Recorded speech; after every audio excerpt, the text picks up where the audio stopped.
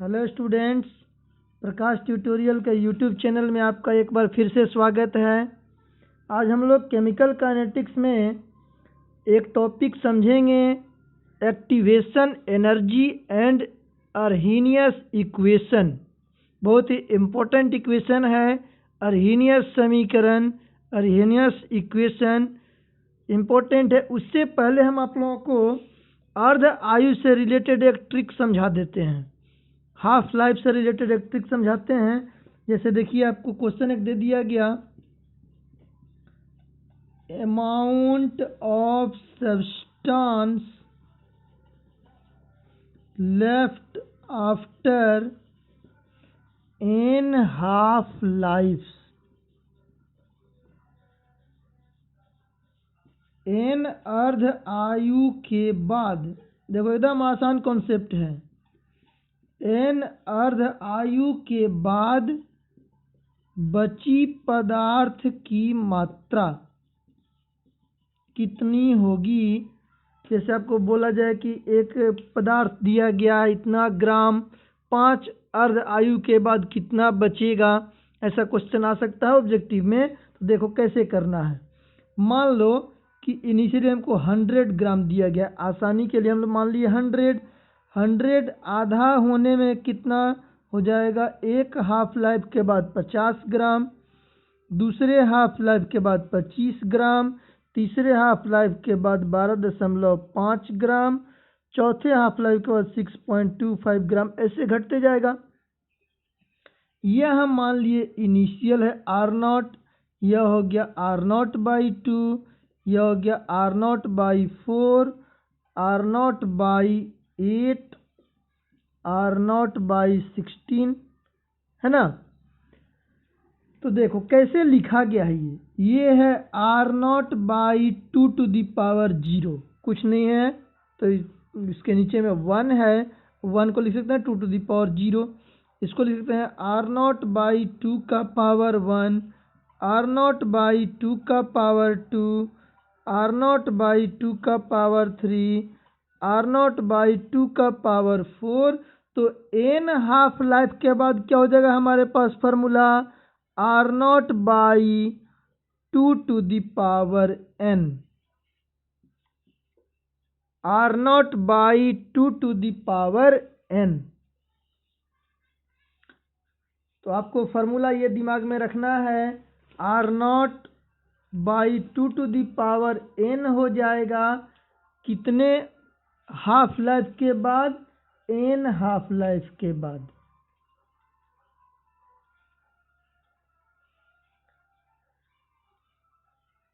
मिटा दिया जाए।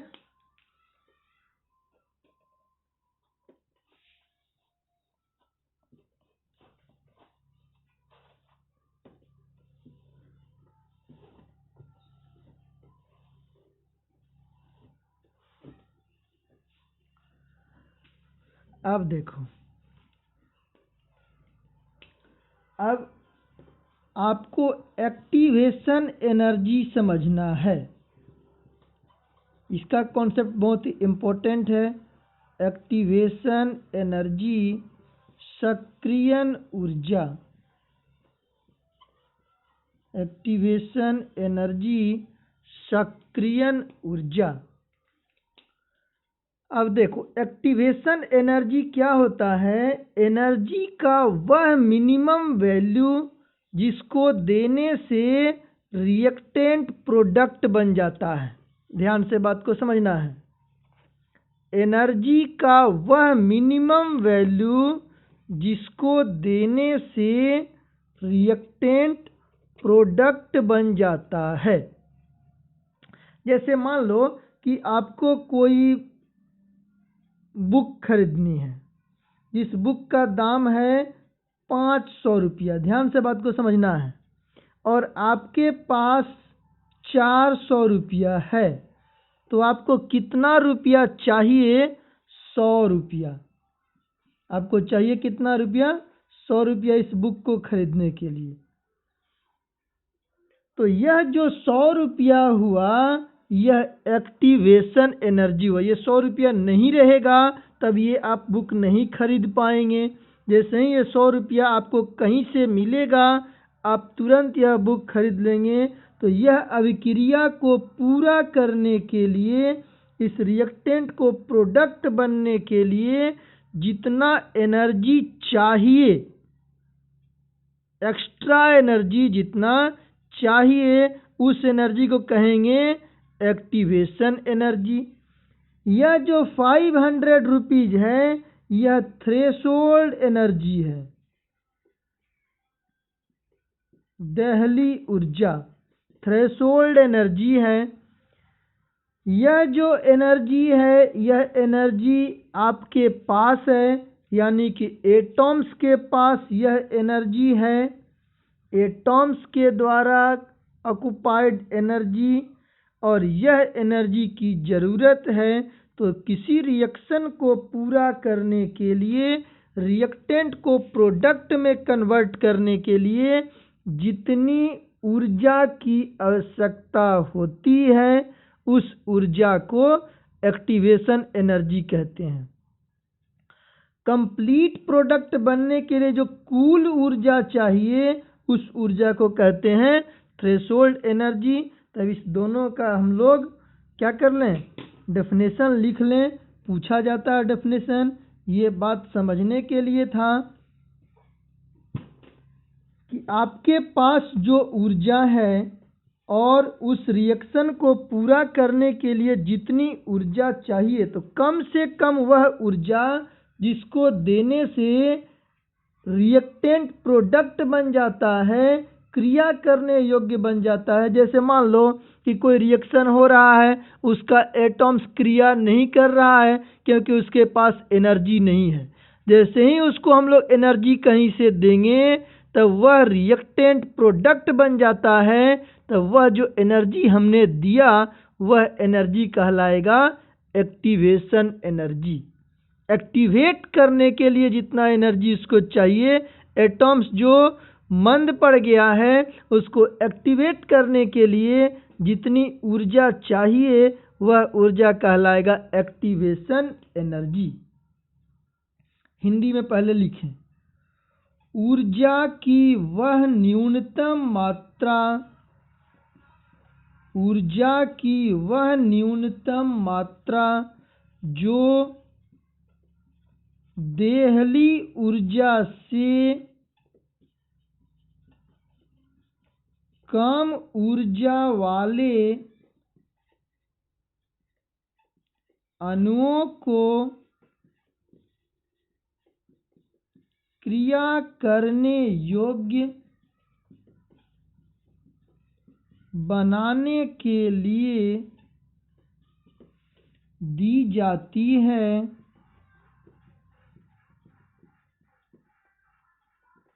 सक्रियण ऊर्जा, इसको EA से डिनोट करेंगे, सक्रियण ऊर्जा कहलाती है। इंग्लिश में इसको लिखेंगे, the minimum energy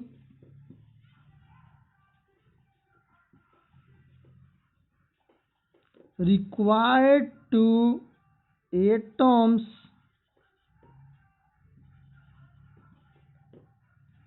which have less energy than threshold energy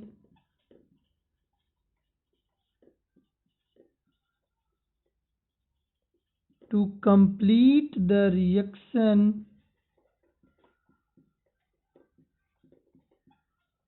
is called activation energy. It is denoted by EA.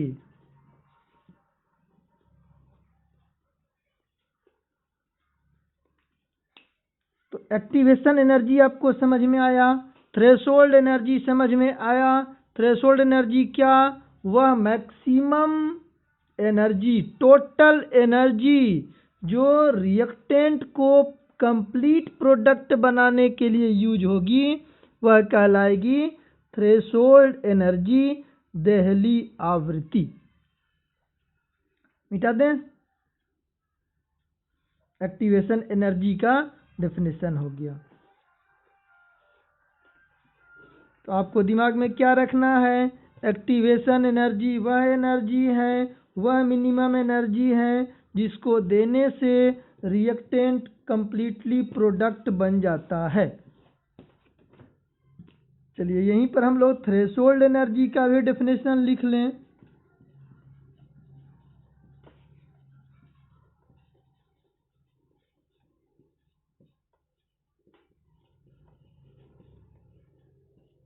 Delhi ऊर्जा लिखें, ऊर्जा की कुल मात्रा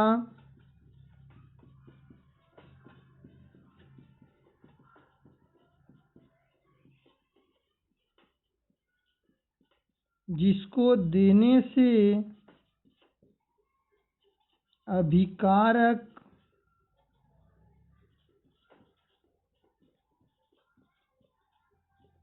पूर्णतः प्रोडक्ट बन जाता है,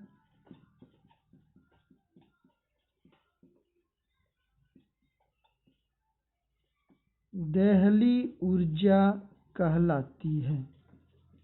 यानी कि टोटल एनर्जी जितना चाहिए जिससे वह रिएक्टेंट प्रोडक्ट बन जाए कहलाएगा क्या, threshold energy. The total energy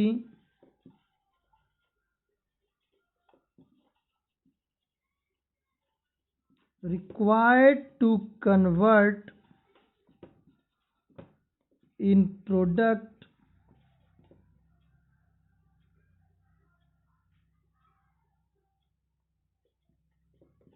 for a reactant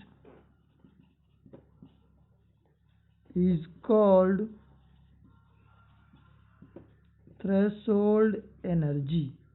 इसको ET से डिनोट कर देंगे। अब देखो क्या कहेंगे, EA इज इक्वल टू, यानी एक्टिवेशन एनर्जी कितना होगा, टोटल एनर्जी माइनस रिएक्टेंट का energy. Activation energy is equal to threshold energy minus reactant का एनर्जी। रिएक्टेंट के पास जो एनर्जी है उस एनर्जी को अगर हम लोग थ्रेशोल्ड एनर्जी में से घटा दें तो जो एनर्जी बचेगा उसे कहेंगे एक्टिवेशन एनर्जी। तो फॉर्मूला आपको याद रखना है, EA बराबर ET माइनस ER। मिटा दें। अब देखो जितना भी रिएक्शन होता है उसका एक सर्टेन एक्टिवेशन एनर्जी होता है। जितना भी रिएक्शन है उसकी एक निश्चित सक्रियण ऊर्जा होती है। स्टार देके लिख दें, every reaction, chemical reaction, every reaction has a certain activation energy.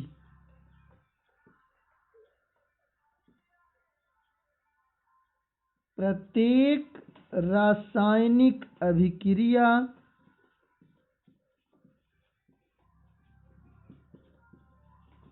की एक निश्चित सक्रियण ऊर्जा होती है।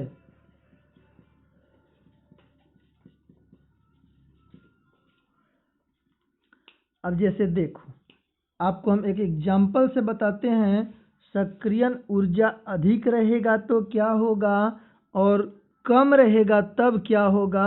रिएक्शन का जो रेट होगा वह डिपेंड करेगा किस पर, एक्टिवेशन एनर्जी पर। किसी टेम्परेचर पर रिएक्शन का जो रेट होगा डिपेंड करेगा एक्टिवेशन एनर्जी पर। जैसे देखो NO गैस है प्लस हाफ O2, यह भी गैस है, यह रिएक्शन करके बना दिया NO2 और यह फास्ट रिएक्शन होता है। एक्सपेरिमेंट करके हम लोग देखते हैं तो यह रिएक्शन फास्ट रिएक्शन है। उसी की जगह हम लोग CO ले लें और इसको हाफ O2 से रिएक्शन कराएं तो यह बनाता है CO2, लेकिन यह स्लो बनाता है। ध्यान से बात को समझना है। NO plus half O2, NO2 fast reaction है, जबकि CO plus half O2 product CO2 एक स्लो रिएक्शन है। फर्स्ट रिएक्शन फास्ट रिएक्शन है। फास्ट रिएक्शन क्यों है? क्योंकि इस रिएक्शन को कंप्लीट करने के लिए हमको कम एक्टिवेशन एनर्जी चाहिए।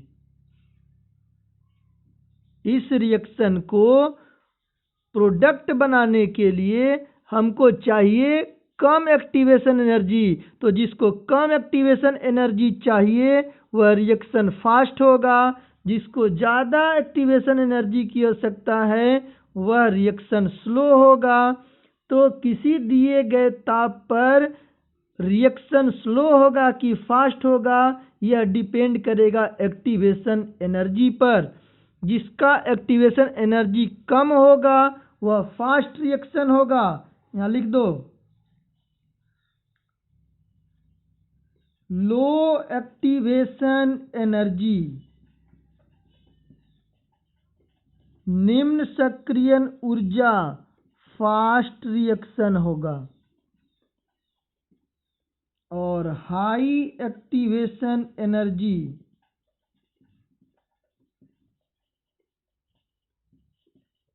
स्लो रिएक्शन होगा।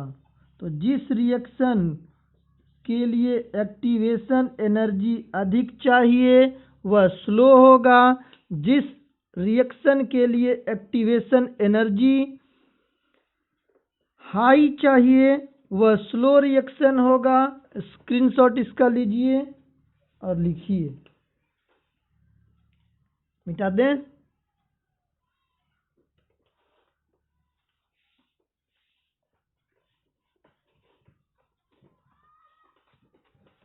अब अर्हेनियस नाम के एक साइंटिस्ट थे। उन्होंने बहुत सारा रिसर्च किया और एक्सपेरिमेंट के आधार पर एक नियम बना दिया। तो इस नियम का प्रूफ नहीं है, क्योंकि अर्हेनियस ने यह एक्सपेरिमेंट बेस्ड लॉ दिया, तो इसका नाम हो गया अर्हेनियस इक्वेशन।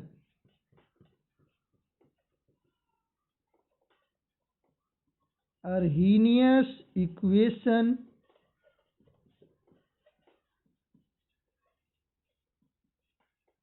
अर्हेनियस समीकरण इम्पोर्टेंट कहानी है। इसमें सब लोग ध्यान से समझेंगे। लॉग का यूज होगा। लॉग आप लोगों को पहले से पता है। लॉग में कौन कौन सा हमारे पास फार्मूला है? लॉग m इंटू एन बराबर log m plus log n, log m by n बराबर log m minus log n, log m to the power n बराबर लॉग n लॉग m। चलो इसको लिखो।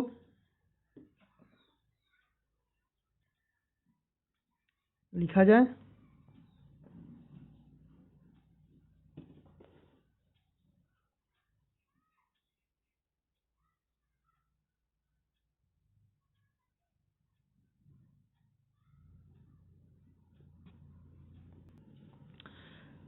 विभिन्न प्रयोगों के आधार पर अर्हेनियस ने रेट कांस्टेंट और एब्सोल्यूट टेम्परेचर के बीच एक रिलेशन बताया। On the basis of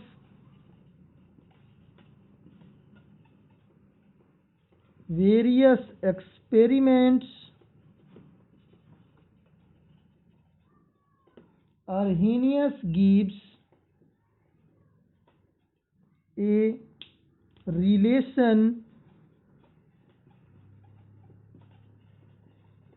between rate constant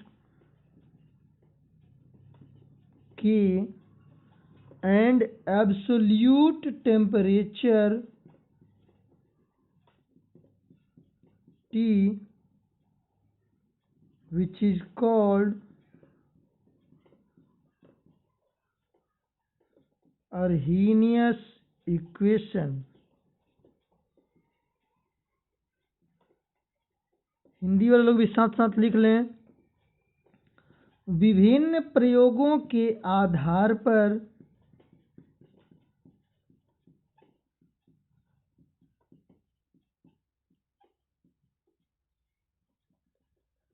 अर्हीनियस ने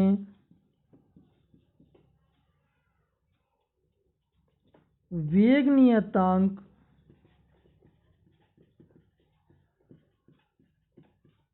एवं परम ताप के बीच एक संबंध बताया जिसे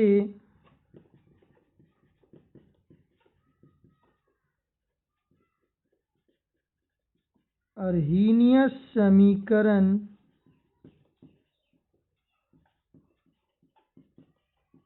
कहते हैं।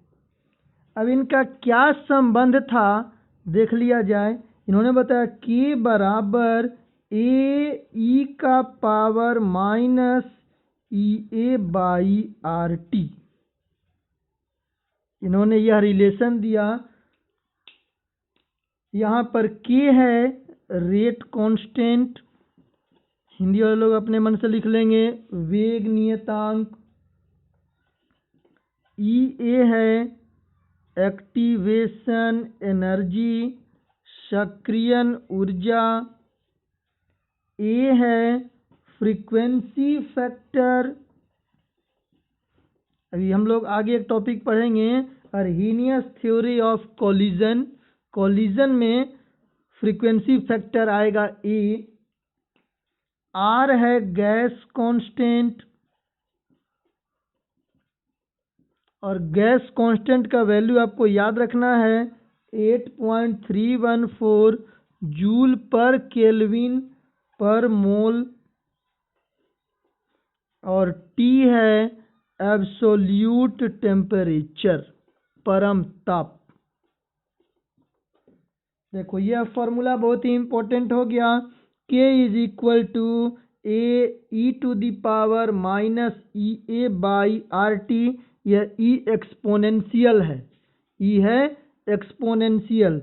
इसको एक्सपोनेंशियल कांस्टेंट भी कह सकते हैं ए को, अर्हीनियस कांस्टेंट भी कह सकते हैं, फ्रीक्वेंसी फैक्टर भी कह सकते हैं।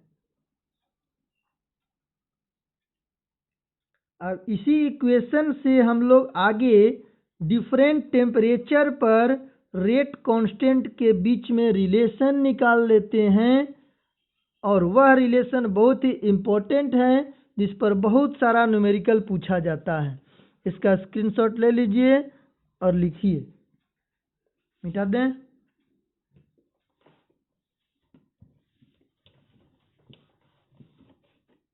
अब बहुत ही ध्यान से आपको यह कॉन्सेप्ट समझना है क्योंकि इसमें लॉग है, फुल्ली मैथमेटिकल है। आपको ध्यान से बात को समझना होगा, और जहाँ पर भी दिक्कत होगा हमको मेरे नंबर पे कॉल करके या मैसेज करके अपने डाउट को बताएंगे। हम प्रयास करेंगे आपका डाउट क्लियर किया जाए। अब देखो, जैसे k बराबर हमारे पास फॉर्मूला है ए ई का power minus E A by R T, है ना। यही हमारा अर्हीनियस इक्वेशन है। अब हम लोग क्या करेंगे इसको कि दोनों साइड में लॉग ले लेंगे। कौन सा लॉग लेंगे? नेचुरल लॉग, क्योंकि इधर दिया गया है e to the power. Natural log को ln लिखते हैं या लॉग बेस ई लिखते हैं। लिख दें taking log both sides. Log base 10 नहीं ले रहे हैं, लॉग बेस ई, इसी को नेचुरल लॉग कहेंगे। तो इसको लिखेंगे ln k। ये हो गया ln या log base e. Log base e भी लिख सकते हैं, ln भी लिख सकते हैं। A E to the power minus E A by are t लिख सकते हैं। यह देखो ln k बराबर इसको देखो log m इंटू n, तो लिख सकते हैं log m plus log n।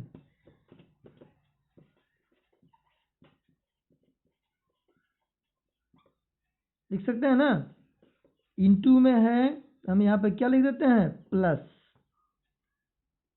अब देखो लिख सकते हैं ln k बराबर ln a प्लस, यहाँ देखो log m to the power n है, ऐसा लिख सकते हैं क्या, log n log m।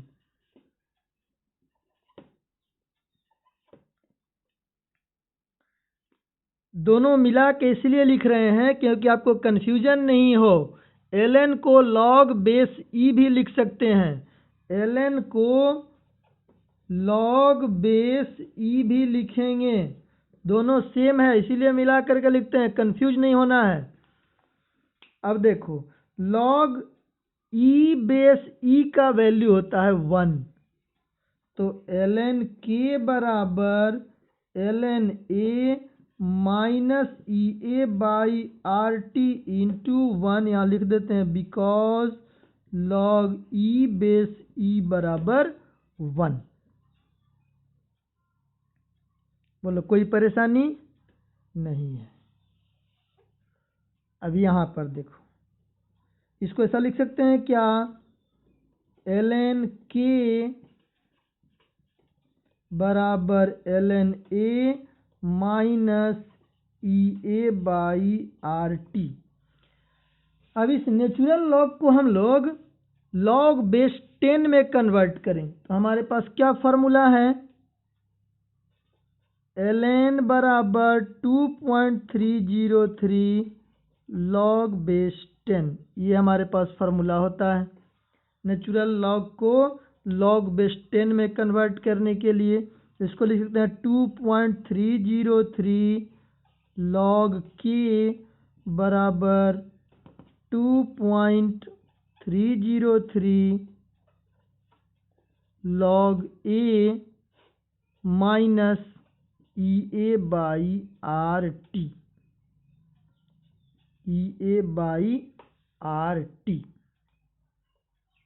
अब देखो थोड़ा सा 12th के स्टूडेंट हैं, दोनों तरफ 2.303 से भाग दे दिए तो यहाँ बच गया log k बराबर, यहाँ बच गया log a minus E A by 2.303 R T, और इसको हम मान लिए इक्वेशन 1। यहाँ तक का बात जल्दी कॉपी कीजिए। log k बराबर log a minus E A by 2.303 R T.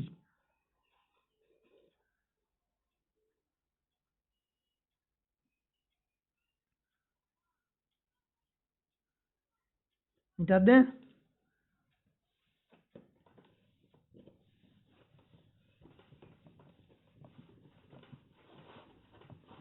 दो डिफरेंट टेम्परेचर T1 T2 पर रेट कांस्टेंट का वैल्यू K1 K2 मान लिए। Let K1 and K2 are rate constants at different temperature T1 and T2। दो विभिन्न तापों T1 तथा T2 पर वेग नियतांक K1 तथा K2 हैं। अब देखो तो इक्वेशन 1 से हम लोग क्या लिख सकते हैं, log K2 बराबर लिख सकते हैं क्या, log a minus E A by 2.303 R T two, लिख सकते हैं।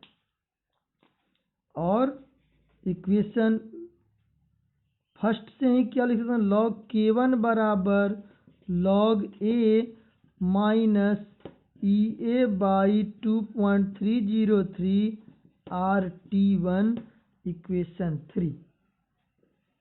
अब देखो हमको करना क्या है कि इक्वेशन 2 से इक्वेशन 3 को माइनस कर देना है। ऐसा माइनस करेंगे तो देखो log a वाला टर्म कैंसिल हो जाएगा, यह क्या हो जाएगा इधर log k2 minus log k1 बराबर, ये दोनों कट जाएगा तो क्या बचेगा,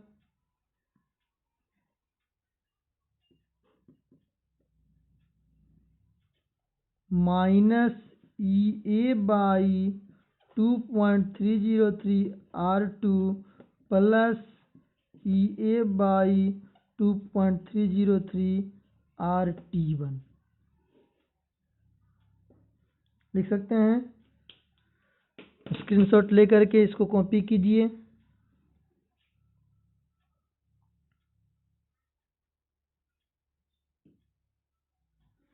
अब इसमें एक बार फिर से हम लोग लॉग का कॉन्सेप्ट लगा दें।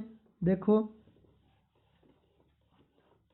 हमारे पास ये इक्वेशन है ना, log k2 minus log k1, तो log m minus log n का क्या formula, log m by n, तो log k2 बाई k1 लिख दिए बराबर, इस दोनों में से कॉमन ले लिए EA बाई 2.303 R, तो यहाँ क्या बचेगा 1 by T1 minus 1 by T2।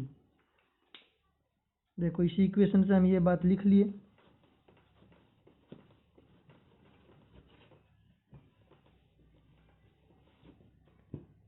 अब बताओ log k2 बाई k1 बराबर EA बाई 2.303 R, एलसीएम हो गया T1 T2, यहाँ हो गया T2 माइनस T1। यह सबसे इम्पोर्टेंट फार्मूला हो गया इस चैप्टर का। अर्हीनियस इक्वेशन सबसे इम्पोर्टेंट फार्मूला हो गया। दो डिफरेंट टेम्परेचर T1 T2 पर डिफरेंट रेट कांस्टेंट का वैल्यू हो गया। तो ये फार्मूला आपको याद रखना है। log k2 बाई k1 बराबर EA by 2.303 R T2 minus T1 by T1 plus T2। अब हम आपको एक ग्राफ भी सिखा देते हैं इसका, अर्हीनियस इक्वेशन में क्या ग्राफ बन सकता है इसका, देखें।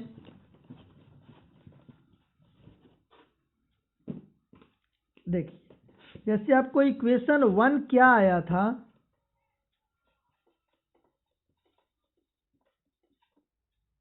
log k बराबर log a minus EA by 2.303 RT था ना ये।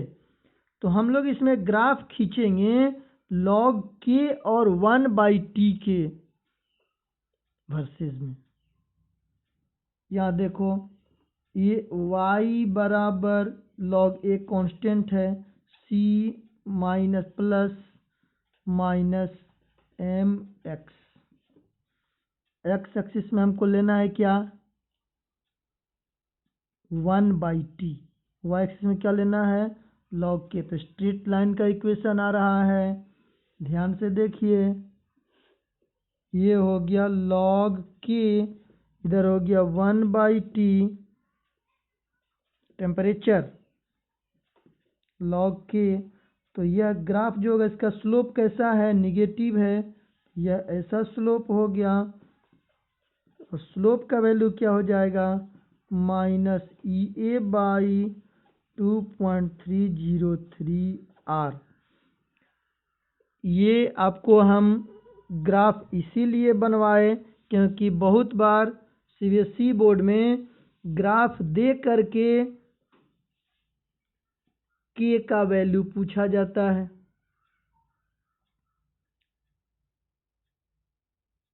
आज के क्लास में यहीं तक रहेगा। अब हम लोगों को बहुत ज़्यादा इस चैप्टर में बचा नहीं है। रिएक्शन मैकेनिज़्म आपको बताएंगे, और सूडो फर्स्ट ऑर्डर रिएक्शन बताएंगे, और कोलिजन थ्योरी बताएंगे। 3 टॉपिक बचा है, उसके बाद इस पर न्यूमेरिकल बनाया जाएगा। अगले लेक्चर में हम लोग अर्हेनियस इक्वेशन का न्यूमेरिकल बनाएंगे, जो कि बहुत ही इम्पोर्टेंट है, इंटरेस्टिंग है, आसान है।